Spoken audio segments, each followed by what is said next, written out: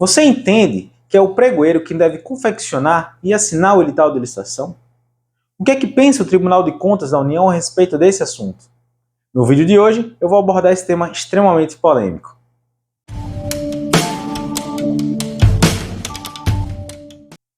Olá, eu sou o professor Bruno Maciel da Escola da Licitação e hoje a gente vai falar sobre o edital. Sim, o edital.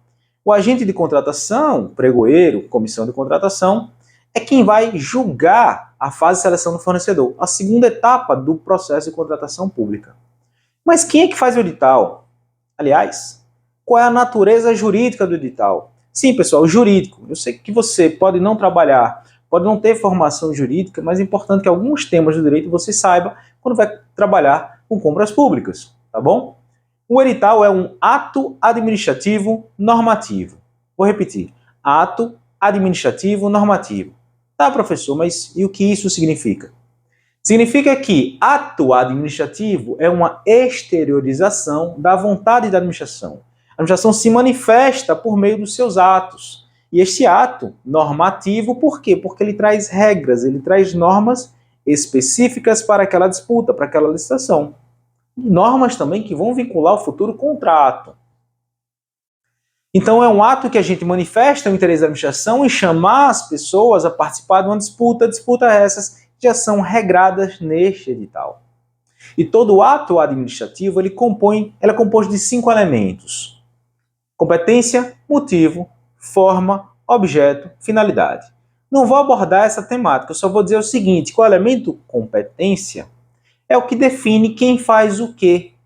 Quem é o responsável por confeccionar o edital? Isso está escrito em algum lugar? Isso foi definido por alguém? Aliás, professor, mas o que é competência? De novo, competência é dizer quem faz o quê. Quando você recebe um telefonema de um fornecedor preocupado com a sua fatura, que ainda não foi paga, com a sua nota fiscal que sequer foi recebida, você diz, amigo, eu não sou o responsável por isso, é o setor de finanças. Ligue para o número tal e fale com fulana. Ela que vai saber te responder. O que foi que você fez aí? Você disse, olha, eu não sou competente para resolver isso, mas fulana é. Você não é responsável por isso, mas fulana é. Competência é isso. É definir quem é o órgão competente para fazer alguma coisa, quem faz o quê, ou o servidor. Isso normalmente é definido no regimento interno, na instrução, no decreto. É importante que seja definido. Só que o edital, o competente para confeccionar e assinar o edital, não foi definido e a polêmica reside justamente aí. A Lei 8.666 não definiu, a Lei 10.520 não definiu, a Lei do RDC não definiu, a Lei 14.133, a nova Lei de Licitações e Contratos, não definiu quem é o competente para confeccionar e assinar o edital. Mas nem precisava, o legislador está dizendo o seguinte, ó, órgãos, vocês regulamentem como é que vocês vão fazer isso aí.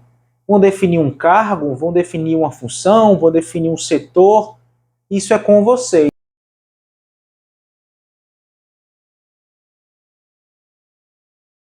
Agora, lembre sempre de respeitar os princípios da administração pública, dentre eles o princípio da segregação de funções. Pessoal, esse tema sobre assinar edital, ele envolve vários assuntos que devem se harmonizar para que você compreenda todo o contexto. Você já está entendendo o que é um ato administrativo, qual a natureza do edital. A gente fala sobre o momento que o edital é feito e qual a importância disso. E agora o princípio da segregação de funções. O que é o princípio da segregação de funções? Veja só, ele decorre do princípio da separação de poderes. O poder é um só que emana do povo, artigo 1º da Constituição Federal. No entanto, ele não pode ser exercido pela mesma pessoa. Deve ser exercido por mais de uma pessoa. Melhor dizendo, por mais de um órgão, que a gente chama de poderes. Poderes legislativo, executivo, judiciário. Os três têm um poder só, o poder uno que emana do povo, nós. Só que repartimos em três para que um só, para que não seja exercido esses poderes por uma só, usurpando e condensando demais grandes poderes numa só entidade, órgão. Isso vai gerar um déspota. Portanto, a gente separa, ó, quem legisla não julga, quem executa não julga, quem executa não legisla. Assim que funciona a repartição dos poderes. E o princípio da segregação de funções também é separar as funções. A função administrativa, que todos os poderes exercem, o executivo principalmente, mas o judiciário também exerce, o legislativo também exerce função administrativa. Dentro do âmbito do órgão, vai separar essa função administrativa dentro dos seus setores, dentro dos seus servidores. Para quê? Para que haja um controle dos órgãos entre si, dos servidores entre si, para evitar erros, evitar fraudes, evitar problemas lá na frente. É um novo olhar, é um olhar para o trabalho do outro. Essa lógica do princípio da segregação de funções. O seu objetivo é instrumental, evitar que isso aconteça. Se você acumula a função quando não deveria, mas o erro não acontece, a fraude não acontece, tudo bem. Cumpriu o que se desejava ser cumprido. Tá, mas qual é a importância de você entender segregação de funções e edital? Pessoal, que momento participa ou é confeccionado o edital? Pensou?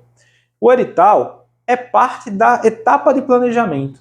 Eu sei que o aviso de publicação do edital é que inaugura a fase externa, mas o edital já foi confeccionado na etapa de planejamento, que a nova legislação de contrato chama de fase preparatória. A Lei 866 chama de fase interna. O edital, apesar de sua publicação inaugurar a fase externa, ele é um artefato criado, construído, assinado durante a etapa de preparação. Portanto, ele faz parte do planejamento da contratação. O principal artefato do planejamento da contratação, sem dúvida nenhuma. Então, você, pregoeiro, pode confeccionar, criar as regras do planejamento e depois julgar as regras que você mesmo criou. Você não vai estar ferindo o princípio da segregação de funções. É como se o juiz criasse as regras enquanto legislador e depois julgasse as regras que ele criou. Não estaria infringindo o princípio da segregação de poderes, ou repartição de poderes, melhor dizendo? A lógica é essa, e a razão pela qual o Tribunal de Contas da União diz que o pregoeiro não pode confeccionar esse sinal edital é essa. Este é o motivo, o princípio, da segregação de funções. Isso é na teoria, pessoal. Porque na prática, as coisas funcionam um pouco diferente. Eu já fui pregoeiro, presidente de comissão, já assinei vários editais, já confeccionei vários editais, já fui parecerista jurídico e já atuei analisando vários processos de contratação, inclusive, claro, editais. Na prática, o que acontece é o seguinte, o edital quem constrói o edital, melhor dizendo, não cria as regras. Vou repetir. Na prática, o que a gente vê nos órgãos por aí, até conversando com alunos, quem cria o edital não cria as regras. Mas peraí, professor, isso não está fazendo sentido. Eu vou te explicar. O edital é o resultado de um modelo de edital feito por um jurídico, normalmente pelo jurídico do órgão, mais as regras do termo de referência. O termo de referência traz as regras específicas daquele objeto, aquele bem, aquele produto, aquela obra, aquele serviço. As regras específicas. Essas regras específicas serão adaptadas a um modelo de edital do órgão, modelo de edital, de ata, de minuta do contrato, e aí você tem um edital específico para aquela licitação. Então, quem cria as regras de edital de fato é quem constrói o planejamento. A etapa de planejamento, que a nova lei de licitações e contratos traz agora 4 artefatos: documento de formalização de demanda, ETP, estudo técnico preliminar, mapa de riscos e termo de referência. Ao final disso tudo é que você vai ter condensado as regras daquela disputa. Você pega as regras daquela disputa, soma, ou adapta, ou ajusta com as regras do modelo do edital, aí você tem uma minuta de edital que vai ser submetida a um parecer jurídico, e aí sim você vai ter o edital pronto para ser publicado. Novamente, quem constrói, quem confecciona o edital, ele está simplesmente ajustando, adaptando as regras estabelecidas no termo de referência a um modelo já previamente criado, estabelecido. Isso é praticamente em todos os editais que eu já fiz, que eu já vi, que eu já participei. Então, o pregoeiro, o agente de contratação, o presidente da comissão, não está criando as regras que vai julgar na frente. Ele só está adaptando. Aliás, ele está conhecendo até melhor essas regras, porque ele está lendo o termo de referência, ele está vendo o que precisa ser ajustado no modelo. Ele está se aprimorando ainda mais nas regras do edital. Isso, na verdade, no meu entender, é até positivo para o pregoeiro julgar depois. Uma coisa é você ler, outra coisa é você fazer. Uma coisa é você ler, outra coisa é você botar a mão na massa, pegar aquelas regras do termo de referência, analisar, verificar, estudar, para poder ajustar, adaptar o modelo. Você não está criando as regras, quem criou foi a equipe de planejamento. conforme a nova lei de licitações e contratos, é uma equipe de planejamento. Então, se o seu órgão não diz quem vai assinar o edital, sinceramente, com todo respeito ao Tribunal de Contas da União e quem pensa diferente, não vejo problema de o pregoeiro confeccionar assinar o edital, contanto que este pregoeiro ele não tenha participado do planejamento da contratação. Planejamento de fato, qual é? Ter participado do ETP, ter feito pesquisa de preços, ter feito o termo de referência. O pregoeiro não é para fazer isso. No máximo que ele pode fazer é diligenciar para mandar corrigir, para sanear. Ou ele foi instado a se manifestar sobre algo do planejamento. Ele pode até auxiliar pela sua experiência, pelo seu conhecimento. Ele pode dizer, ó, amigo, veja essa instrução normativa aqui do nosso órgão. Veja esse decreto do nosso município. Ó, veja esse artigo aqui, o só pesquisa de preço está equivocada. Ó, você especificou demais, isso aqui está restringindo a competição. Não há problema algum do pregoeiro fazer isso. E está auxiliando como um coadjuvante. Mas ele não está criando regra. Aí realmente eu concordo. Não é para criar regra. Mas confeccionar de tal, quando o termo de referência já está pronto, foi feito ETP, foi feito tudo por outras pessoas, você só adapta, só ajusta. Nessas circunstâncias, que é o que eu mais vejo, ou praticamente vi em todos os casos, para mim, isso não fere o princípio da segregação de funções, na verdade, até ajuda o pregoeiro a estar mais bem preparado para julgar, a entender melhor as regras daquela disputa, que ele vai julgar lá na frente, porque ele mesmo é quem fez. Ele estudou, ele analisou. Tá? Então, esse era o tema polêmico de hoje. Eu sei que muita gente vai divergir, muita gente vai discordar. Eu trouxe uma visão teórica, eu trouxe uma visão prática. Estou aqui aberto a quem quiser comentar, trazer também os seus comentários sobre sua visão prática ou teórica que tenha sobre esse tema. Eu sou o professor Bruno Maciel, da Escola da Licitação.